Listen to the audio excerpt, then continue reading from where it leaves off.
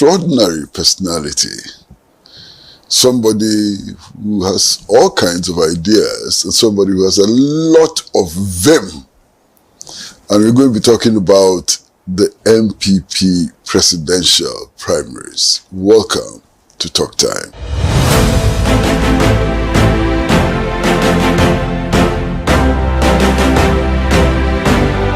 A convenience. Let me see your hand. Well,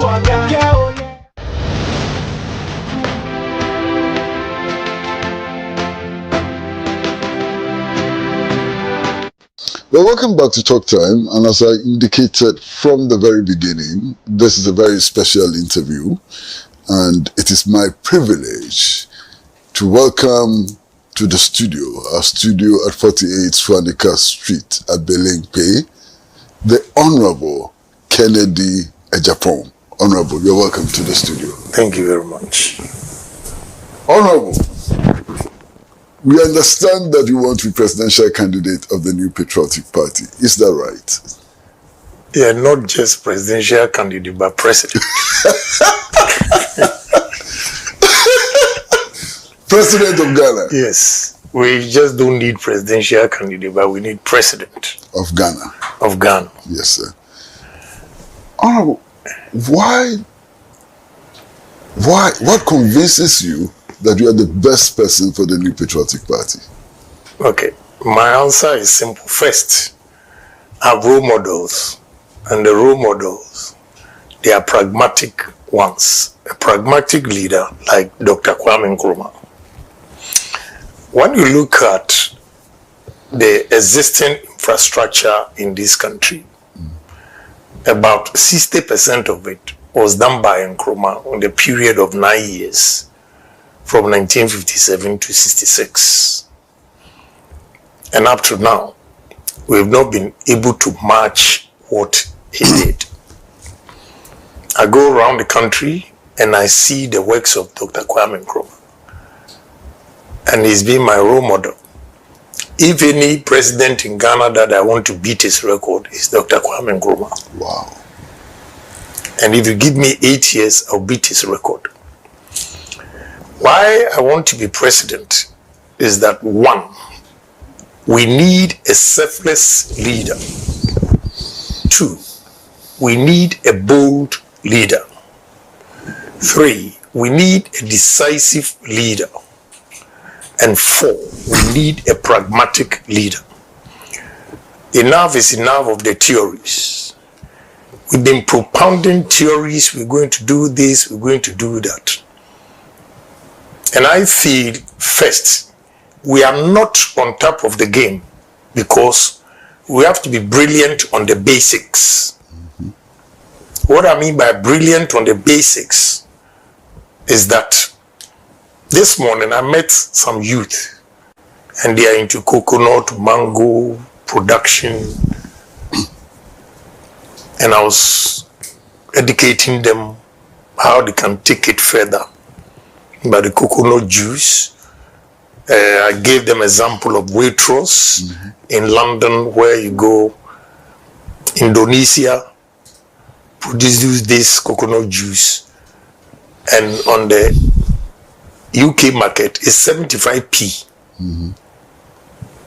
They didn't know all these things.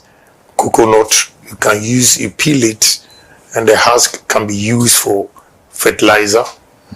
It can be used for charcoal.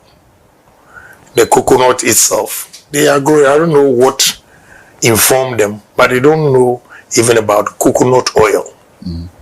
So this is what I mean by the basics. The mangoes that they are producing, they can dry them and becomes like a biscuit.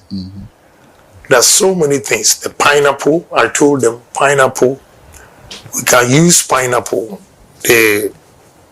When you peel it off, what you are going to throw away, you can use it for perfume.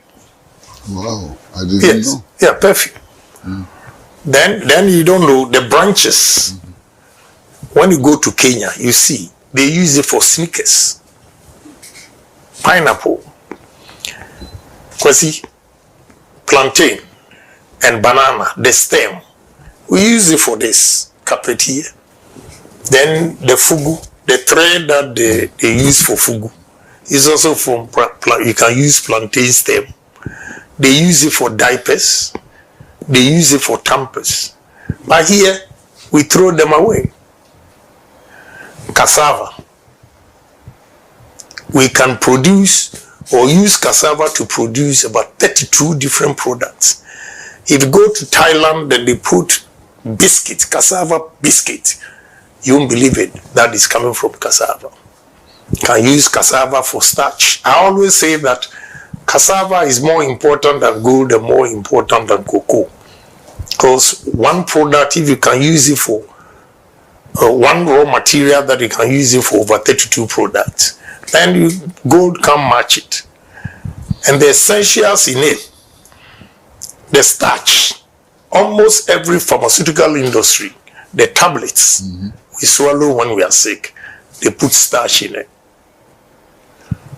So the demand for starch from our cassava that we use for garli, agbelima, fufu, and all those things, we can do better than that. We use cassava for ethanol. What are we doing? This is what I mean by basics. We have to be brilliant on the basics.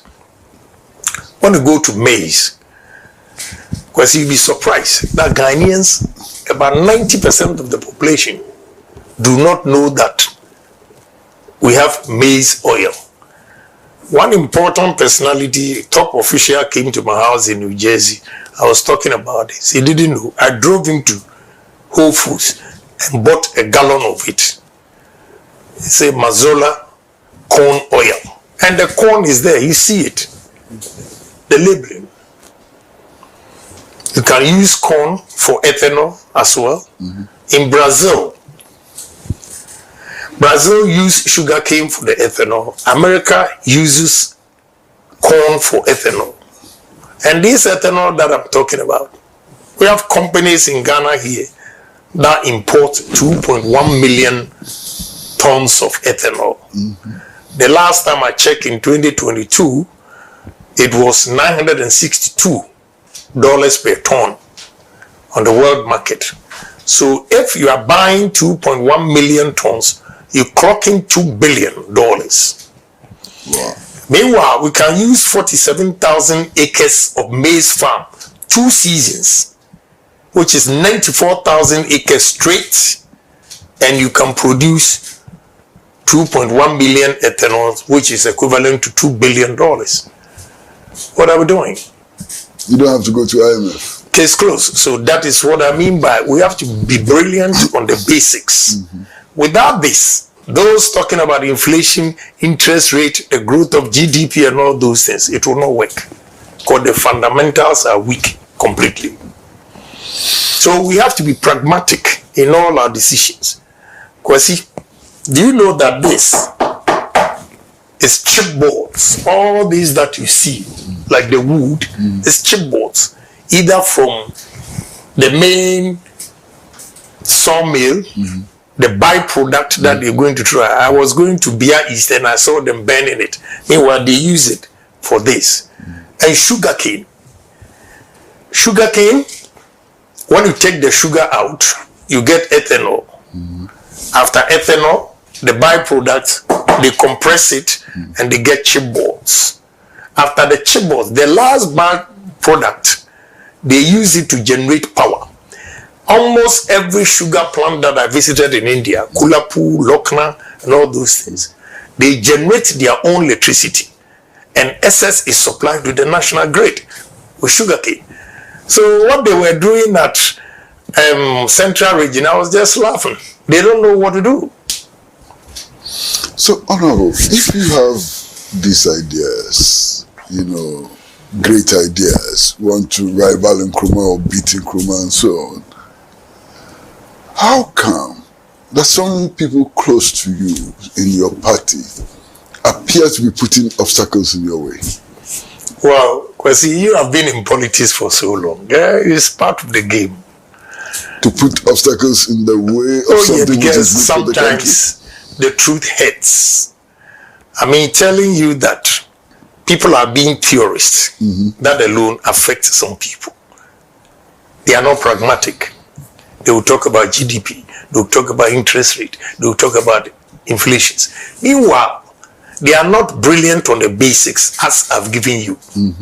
So obviously, when you say that, it weakens them and they tend to hate you. Instead of embracing your ideas and sharing these ideas, your vision with you, they tend to hate you.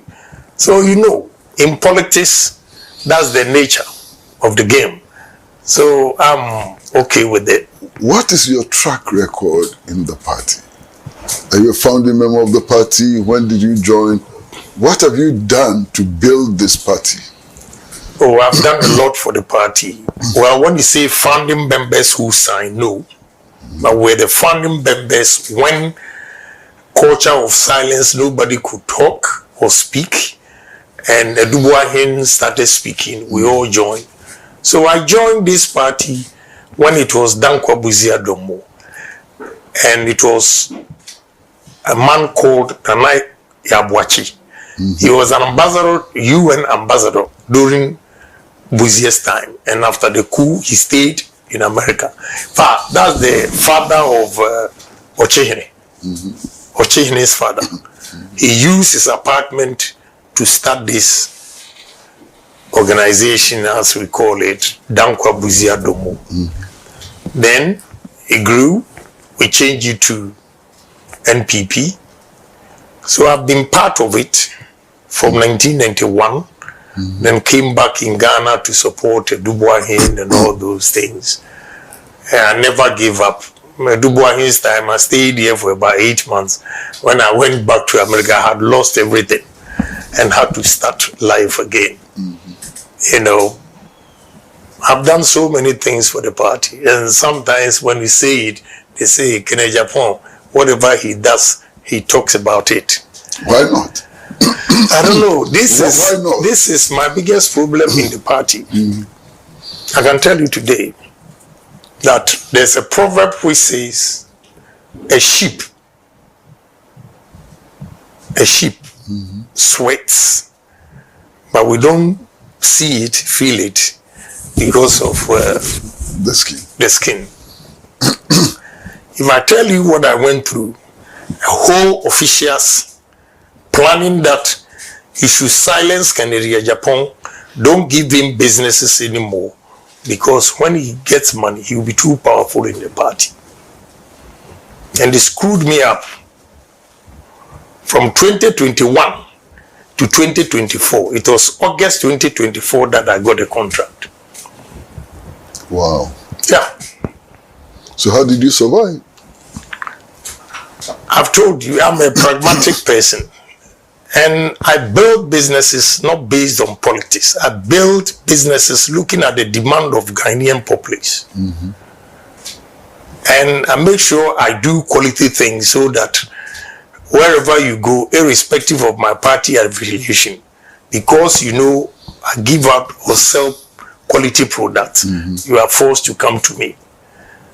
That is why I've survived. I can tell you, my co-stores, I'm the only person who has built co-stores with ammonia, the ammonia system. The freon is not expensive, but the ammonia is very, very expensive. And mine can go as low as low temperature, minus 25 degrees. So it attracts a lot of people.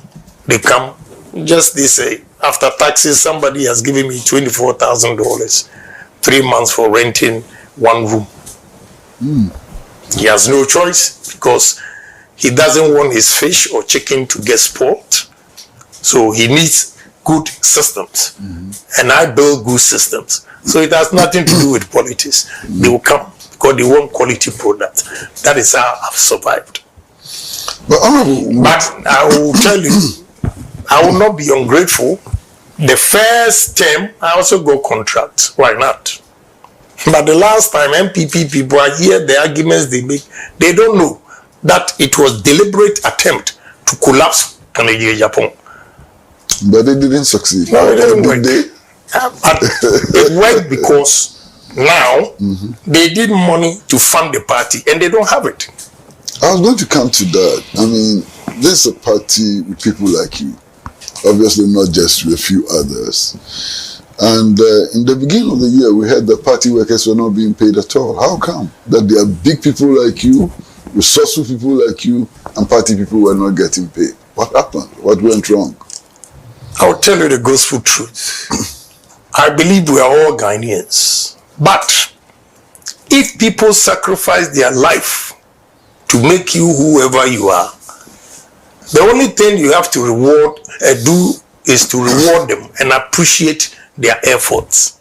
It was unfortunate that we did not help a lot of people. Mm-hmm.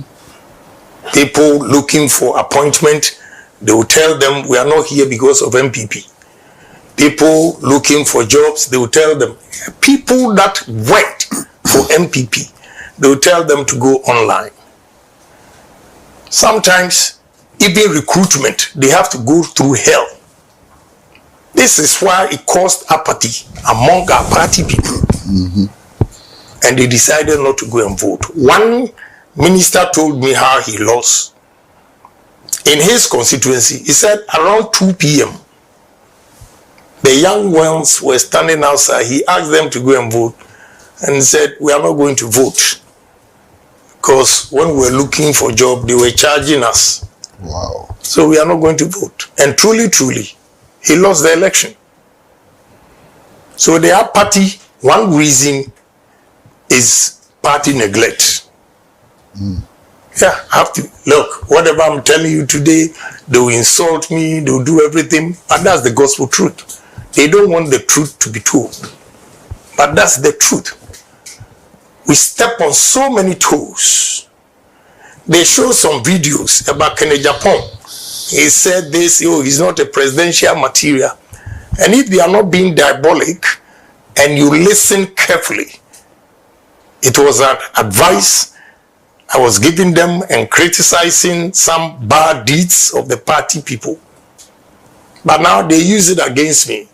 During the campaign, I've been quiet because during the campaign, they wrote 10 sins of Ohene Agyapong. That's why I apologize to President Mahama. Because he's been very nice to me. He loved me. He loves me and everything. His wife. But because of party, I ignored this relationship and criticized him. And I have to be honest, I was harsh. Only for me now to come out, when I was criticizing NDC, my party was happy. But when I decided to contest, was the time that they used all the things against me. All the things I used to defend NDC became a sin. And they circulate around 10 sins of Ohene Agyapong. So now I'm quiet. Because my argument is, in the Bible, they have 10 commandments. And since Abraham's time, they've not added one to it to make 11. So 10 sins of Ohene Agyapong, I will not go and say anything for you to add 11 sins or 12 sins. That is why I'm quiet. But how can you campaign when you're quiet? No, campaigning, like what is going on, I can say a few things about mistakes NDC is making. But now I'm not going to say it. Country broke, broke, we day inside. Well, viewers, I promised you, we are in a conversation with Honorable Ohene Agyapong.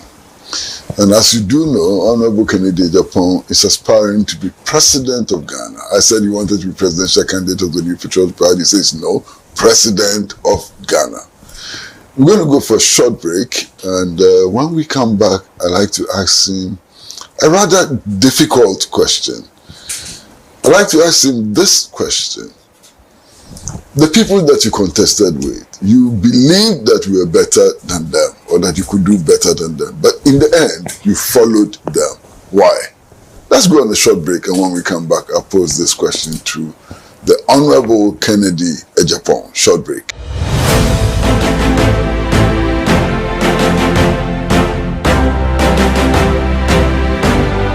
A convenience. LPG, let me see your hand. Ooh, I got.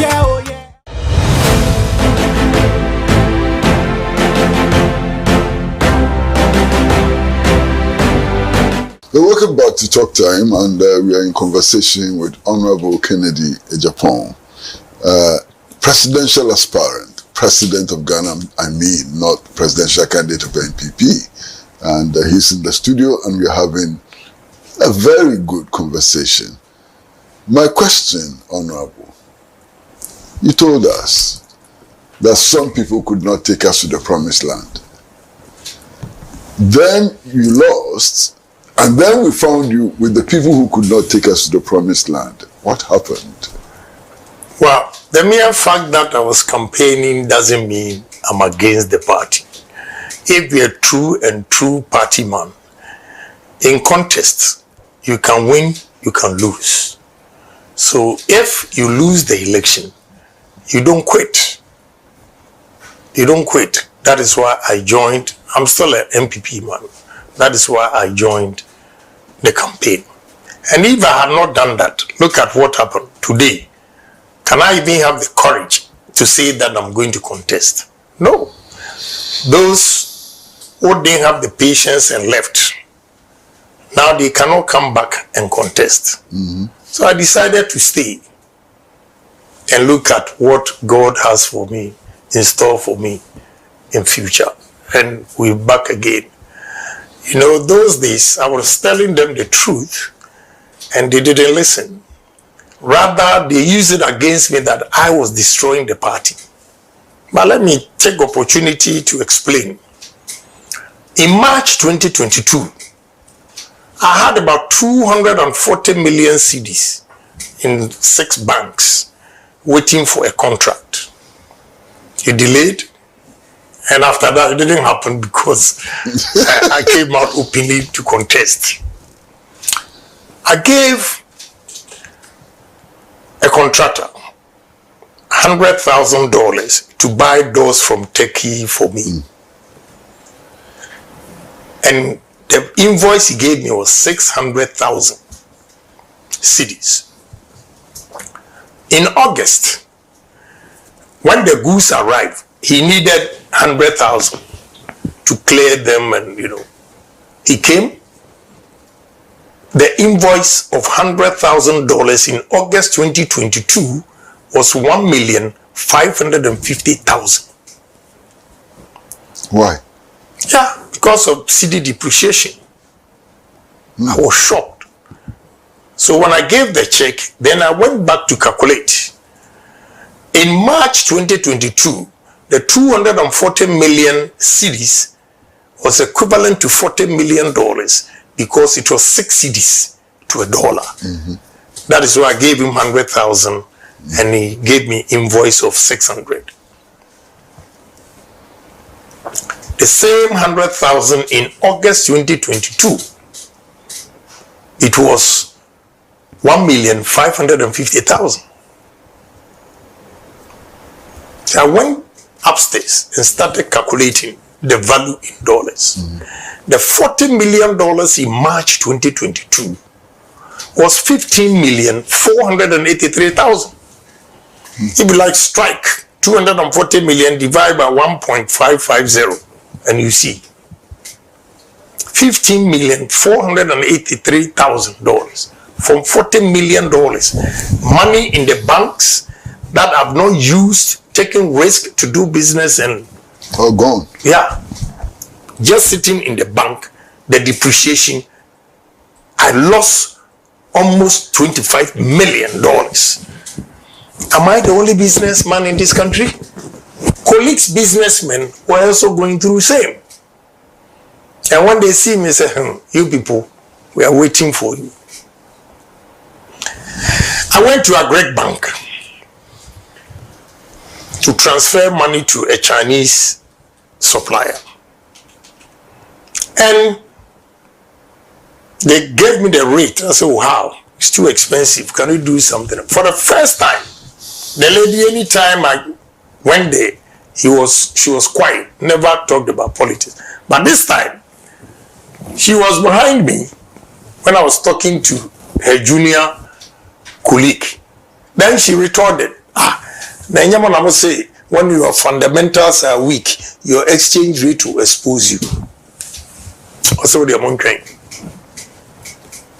I was shocked. She could say that to you? Yes. A week later, I went to a great bank.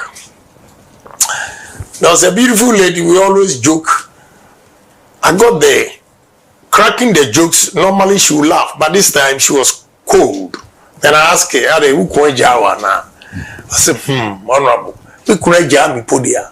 Send come there, so how can you make such a statement? And Oforiata's form, whatever you call it, was on her desk. And she was crying because she said in her sleep, the husband will wake her up. Why? What is wrong? Well, according to her, the husband will hear her say, sigh, and she's not even aware. In her subconscious, she's thinking of, the money that she's lost and everything. And her problem was that she did not tell the husband that she had invested the money. So she couldn't tell the husband. Another time, one deputy chief executive, MPP, called me, said, Honorable, she was a nurse in UK, came back, invested a pension in these bonds. Now, and listen to what she said. Say, I did finance in Toronto, University of Toronto. But what Ken Oforiatta has brought, I don't even understand. Then I jokingly said, but you did finance University of Toronto, and me, I said, to my middle school. Yeah. You see how you were cracking up the same way. Then she said, Honorable, look, I'm not joking. It's serious. So I had to go to the minister. Say, Minister, this will cause us defeat. And even our own people are disgruntled. So if you can do something about it. If you remember very well, they extended the date. Okay? It's because I spoke to him. Then he said, well, there's nothing he can do. And you saw the former Chief Justice picketing. So during my campaign, I told them, anybody in that administration, he lost the election in 2022. Because Ghanaians have decided that they'll get rid of us. And they used that against me, that I caused their defeat. And you think Ghanaians that were suffering? Because you spoke the truth. Yeah. They use that. Some candidates go around, because of him, we lost the election. Did I say that when the fundamentals are weak, your exchange rate will expose you? The lady quoted it at the great bank. Did I say that I'm going to lock the dollar, is under lock and key, and give it to police or whatever? And you think I'm the only smartest human being in this country that did not listen or heard? And when they are losing their business and take a decision, now you use it against me that I caused the defeat. Today is an opportunity for me to explain this. Look at NBC adverts. The number of adverts, what Baumia said that they used against him, and compare to the number of adverts they said I have said that. They've never been fair. You see, they've never been fair. But I leave it to God.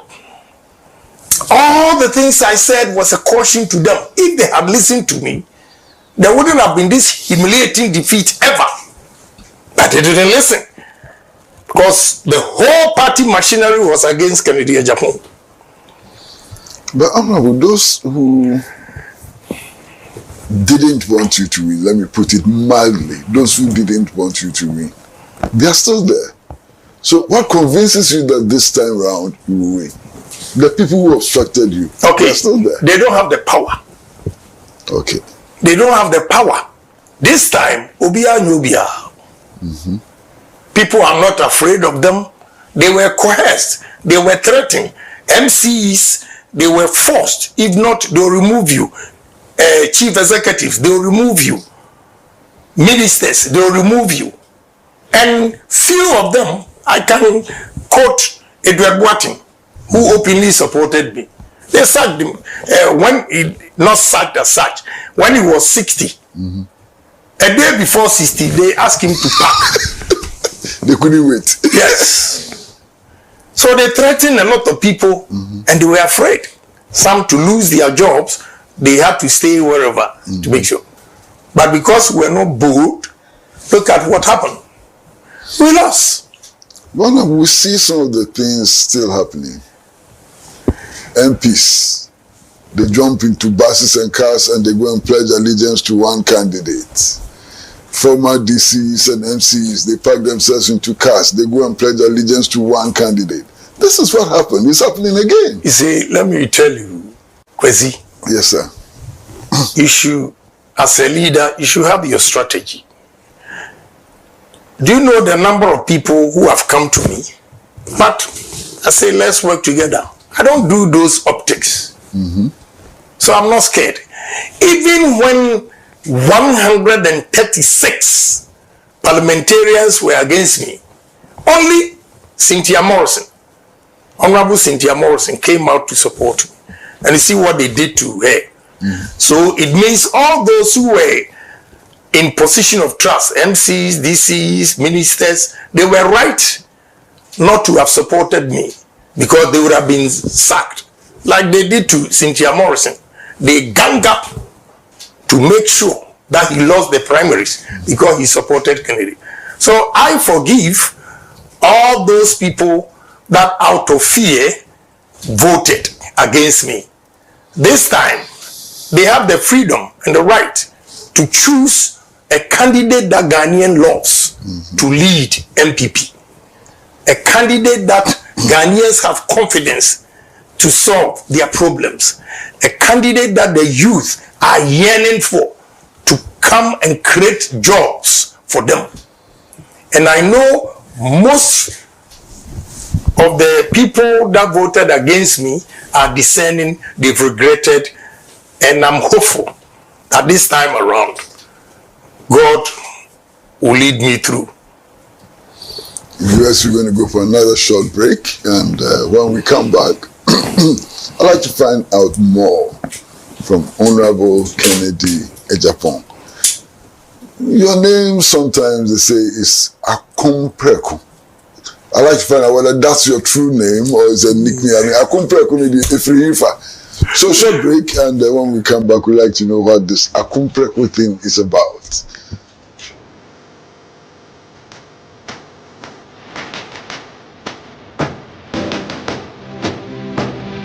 A convenience. LPG, let me see your hand. Ooh, I got yeah, oh yeah.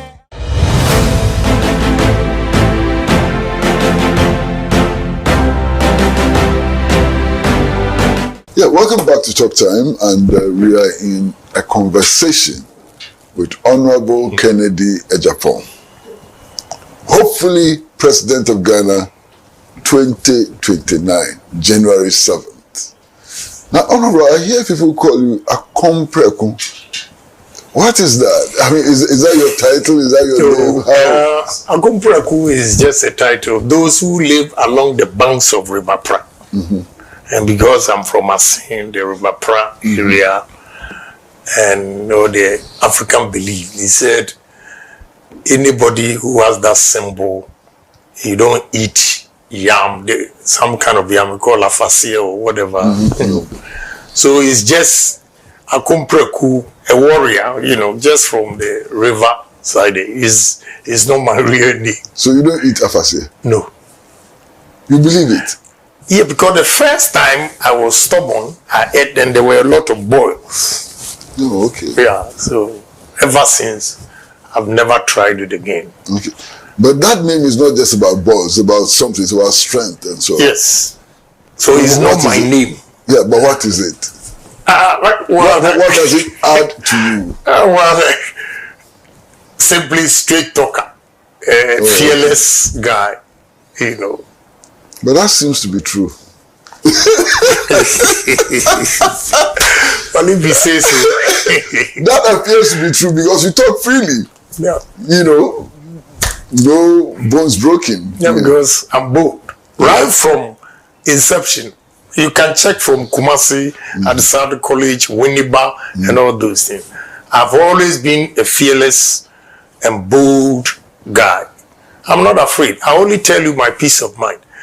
And one thing good about me is, let me have an argument with you today. When I leave here, that's it. Sure. I don't think about Kwasi Pratt, what I'll do to him. You know, some people are so malicious. When they speak to you, they go back and sleep over it and what they are going to do. And 5 years they're planning to get you. You know, when I speak my mind, that's it. I don't have anything against you, and, you know. Honorable, can we spend a little time to talk about the arrangements? There's been a lot of talk about top-down approach, bottom-up approach, and so on. The arrangement for the election of the presidential candidate, are you comfortable with it? Well, at this point in time, I don't have a choice than to go by whatever they are saying. But I was of the opinion that we start from bottom up, but it didn't work. But it's not, you see, in politics or in a party, it's not everything that you say that you think the whole entire party should accept. So I take it in good faith, whatever decision. You know, certain times there are changes that are necessary to be done. So I don't have a problem. Just as I also started talking when Dr. Bawumia was going the thank you tour, I told them that we should give amnesty to all the party people that have left out of annoyance and all those things. And today they granted it, they've given them amnesty. I also spoke against what they do to former chief executives, former constituency executives, former members who have taken key positions and do not have voting right. Nobody can take that credit because I use myself as an example that I've been a member of parliament for 24 years, 6 consecutive terms. Now that I'm no more a member of parliament, I don't have a voting right. How? So by so doing, I added the chief executives, constituency executives, and any member that has played a key role to have a voting right. And it was granted. So now, if you want bottom up, and they say top bottom, why would you disagree? You can't get everyone. You can't win all. You win some, you lose some. They were managed to speak on behalf of the disgruntled people to come back. They've granted it. I managed to speak for all parliamentarians, former parliamentarians, MCEs, and they've also granted it. So if you don't win bottom up, no problem. But I am true party man. I'm not scared of anything. Because I know the grassroots, they are waiting patiently for me. Honorable, some of your key supporters, people who really want you to be president, have been injured, they've been beaten, they've suffered all kinds of things. What are you doing for them? Well, you know, I've apologized on their behalf, on the party's behalf, whatever transpired. And those who were actually beaten during my primaries, I've employed some of them I've given them monies. You know, just last week, one guy came. When he was talking to me, he started coughing. He went out and he coughed blood. I said, I mean, how? I said, well, I've gone to the hospital. They've given me this. I have to go and pay. And I don't have money. I said, what? Blood? Go and do the test. So how much? He said 15,000. I gave it to him. because I know the role he played for me. You know, I believe in loyalty. So I've been helping. And the party people, when they come with their needs, those who have been hurt, those who have been beaten, I help them in my own small way. So I think that's what I can do for them. There should have been a policy where the party itself has some coffers with money to solve such problems. Unfortunately, the party, they don't have the money. The two people that I think we didn't treat them fairly were the national executives. They didn't have the power to use their own mind to run the party. They didn't. Because they didn't have money. Nothing. Two, the chief executives, the district chief executives and metropolitan chief executives. During Kufuor's time,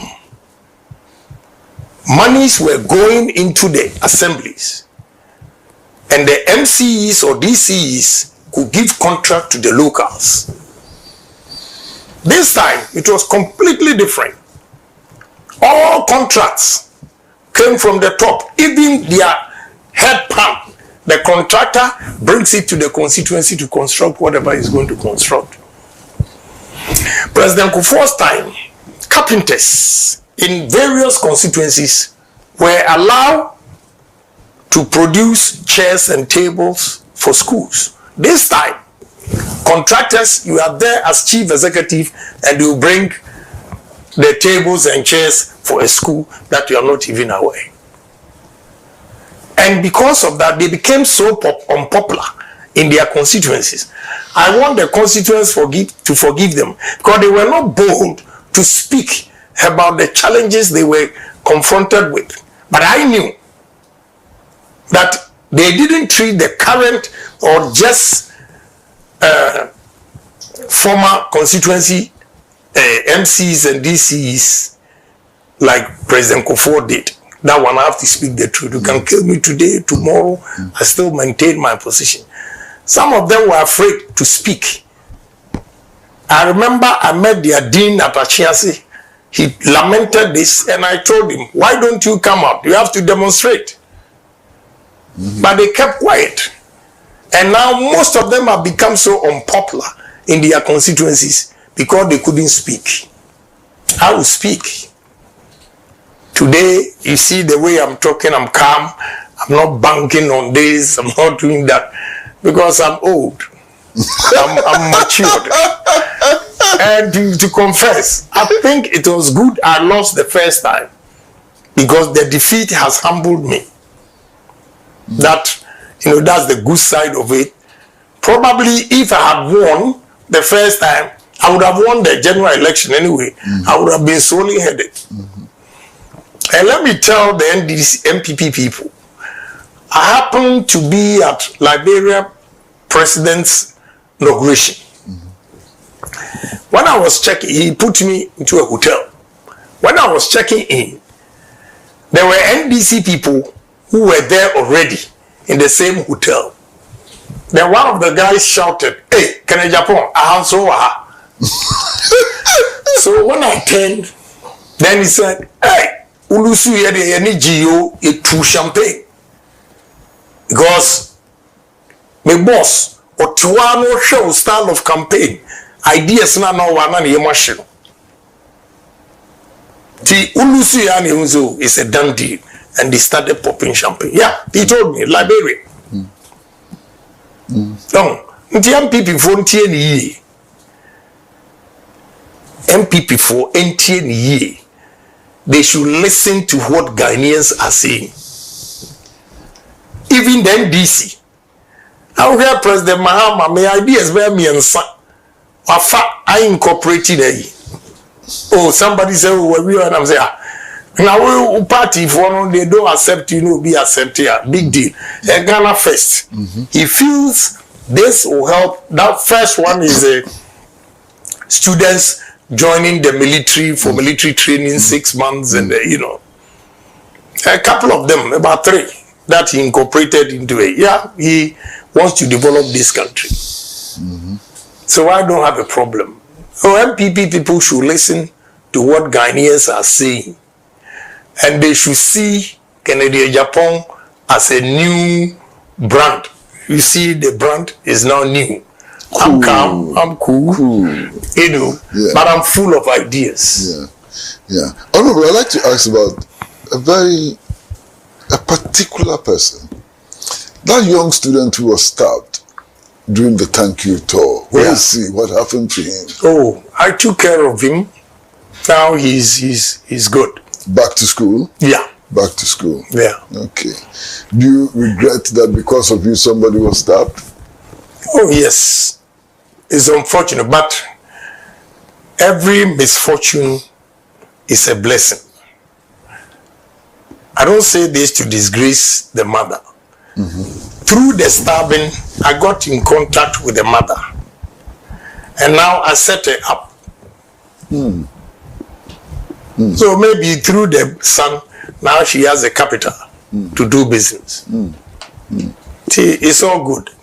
But yeah, thank you. He came to me the other day, the boy himself, you know, came. He's well, he's back. School. But all I'll say is the advice is we shouldn't take politics that far. We shouldn't take politics that far. And if they don't read the Bible, they should go and read. It says, what does it profit a man if he gains the whole world and loses his life? You read the Bible? I did BK, I did RS, and I did theology 3 years. Well, that's different from believing in it. I believe in God, yes. You're a serious Christian? Yes. Anybody who thinks there's no God, I personally think he's a fool. Because I don't want anybody to come and tell me speaking in tongues means he's a Christian or whatever. No. But what makes me believe, even if it's not God, in traditional religion, they call it omnipotent. The mere fact that, Kwasi, we are here today, around 9-10 p.m., you feel so tired, you sleep, and you don't even know where you are. That alone tells you there's a superior being. And that supreme being can be called God. So I believe in God. But you're also aware of all these bishops and archbishops who make predictions that never come true, especially with elections. Yeah. They also claim to be speaking in the name of God. But if you read Samuel all the way to 1st and 2nd Kings, you get all these things.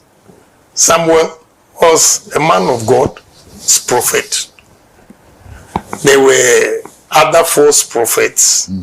So right from about over 1,000 years ago, there were false prophets and genuine ones. So it hasn't changed. We are still there. Yeah. Well, we're going to take another short break. And when we come back, this is going to be the last leg of this conversation. I'd like you to assess the current situation where we are today. And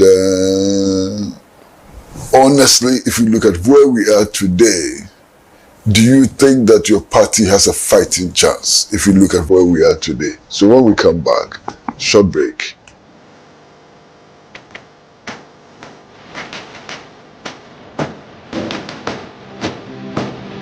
A convenience. Wow. LPG, let me see your hand. Ooh, I got yeah, oh, yeah.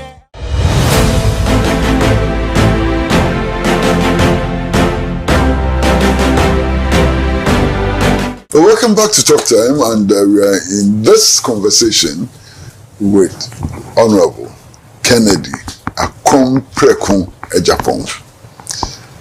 Honorable, you say it as it is. Everybody knows that about you.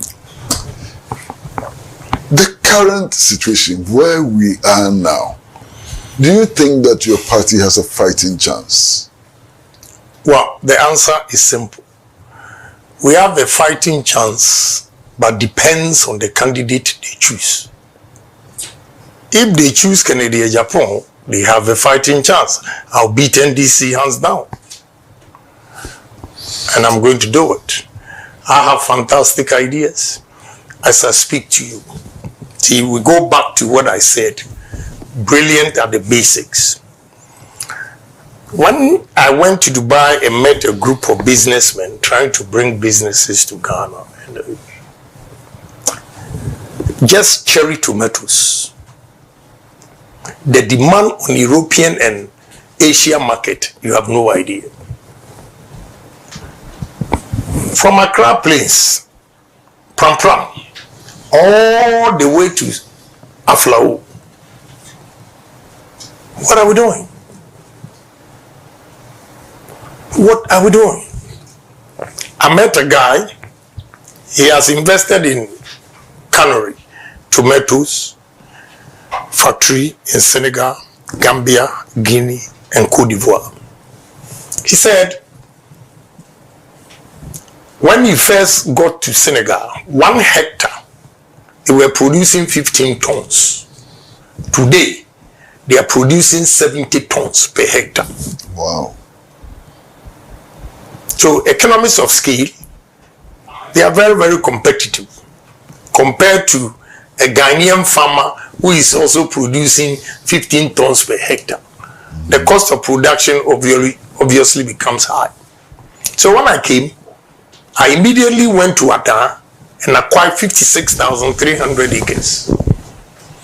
Speaking to my Indians and what we want to do, I went to Adidome. I acquired 30,000 acres at the Kulu, 30,000 acres for ethanol plant. I'm going to do that because I have 4 girls and they are all from Adidome. Every human being is selfish. Yes. How many children do you have, by the way? I have 22. I've always said. Hey, yeah, I have 4 girls. 4 girls. 22? Yeah. How did you manage it? Well, I love kids. Wow. I love kids. And 4 of them from Volta region, Adidome. The girls? Yes, the girls. All your girls are from the Volta region? No. Oh, I say 4 of them. Okay. So I bought those land to put up the ethanol plant to make sure when I'm dead, they will inherit that and run it. I went to Dubai and met the king of Fujairah, and we're talking of cotton plantation. And when we start from growing cotton to the knitting and everything to get this material, it will employ 45,000 workers. And I've cited Tumu Sisala area that we're going to do it. I know why I want to be president. All these investors, they have confidence when a president is speaking to them than a businessman. It takes a long time to convince them. But if you are president and you unveil your vision to them and they buy into it, they easily buy into it because they have the backing because of political, instability. So with me as president, I will create jobs for the youth of this country. You have no idea. So we have a political chance, MPP, if they elect me as the flag bearer. I've been talking to some people and they paint all kinds of scenarios. And one of the scenarios they paint is a scenario where you have been elected as the candidate of the New Patriot. This country. And let me praise this man too. We come here, we talk back, and go. You are matured enough. You remember the way we teased or laugh at a Champon. Now I respect him a lot. You know why? When I went to Sege to acquire the land, they gave me the indenture. When I went to check at lands, a Champon had acquired 24,000 acres of that land, the 56, for cattle rearing. dated back 1977. You see the vision? This is the kind of people we need, not the English. Case closed. They will come and tell you interest rate, inflation, GDP. If you are not brilliant at the basics, you cannot achieve your interest rate targets. You cannot achieve your GDP, above whatever that you want. You cannot. Honorable, finally, you have been elected presidential candidate of the New Patriotic Party. The NDC has elected Julius Deborah. Right. Wow. I'm not intimidated at all. Julius Deborah. I'm not intimidated at all. He's also practical like you. Well, I have the big vision. You can be practical, but you have to dream. I'm a big dreamer. Let me share one of my strategies with you. We have 16 regional capitals. When you move from Accra to Kumasi, Kumasi is active from Friday 6 p.m. to Sunday 2 p.m. Ashanti region is dead. Because there are no businesses there. And you cannot determine the growth of the economy by the market women. No, that is not how you assess growth. So my first approach is that Accra is choked. We have to decentralize most of the ministries. First, Minister of Energy will go to Western Region. 2, Minister of Education will go to Central Region. We give them education. 3, Ashanti Region is big area. You give them lands and forestry and works and housing. Northern Region, you take Minister of Agri because they have huge, vast lands that we can develop. Minister of Trade, Eastern Region. You give Sunyani Environment, Science and Technology. You continue to Upper East. Why? Because when the ministries are moved, one in Greater Accra, all those ministries, we're going to turn the ministry enclave as a financial hub. As a financial hub. Then we'll use why it is easy to start moving the ministries is that all the regional administration in the various regions are underutilized. The capacity. So initially when you move Minister of Energy, you split regional administration in Western Region into 2. When the workers go to Western Region, they begin to rent. People now will begin to build construction. People will make phone calls. People will go to restaurant, market to eat. That's the beginning of growth. Okay? People will stay in the hotel because one transaction may take you about 2 weeks. When you go to Movenpick, I see a lot of whites or foreigners there. They will go. Minister of Tourism will go to Volta region because you know why? Traveling around Volta region, I see the potential in tourism. Odo River, whatever they call, very simple. This young man came to visit me in Dubai and I showed him. This is what I mean. We are going to dredge the Odo River below sea level, clean everything, make sure we sack all those quarters, build affordable restaurants, we put boats, and I've tracked it. It starts all the way from Insawam. So can you imagine the tourism industry? What we are going to do? I showed him another right in the middle of the sea in Dubai. They've created an island. Ghana is the center of the world. And we don't have a hotel with the name center of the world to attract tourists to come to. We are going to build a hotel in the sea. It's possible. I have seen it worked elsewhere, and therefore On it's the going to Greenwich work. Meridian. Yes. Honorable, thank you so very much. Thank you so much for coming. Thank you very, very, very much, Honorable. Thank you. You're welcome. Thank you so very And thank much. you also for giving me opportunity. No, it's good for us. It's good for us. Thank Maybe better for us than you. So thank you very much for coming. Now, viewers, we've been engaged in a conversation with Honorable Kennedy Agyapong, who wants to be president of Ghana. And he has shown us why he wants to be president of Ghana. First of all, by becoming the presidential candidate of the New Patriotic Party, and then. We hope that he will come back again many times as the campaign intensifies, as the struggle to improve Ghana intensifies and so on. We will pray that he comes back again. But until then, it's goodbye from all of us at Pan-African Television, the producer of the program, George Viner,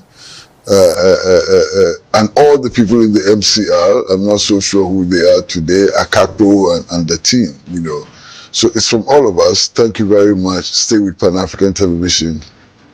Until we see you again. Bye-bye.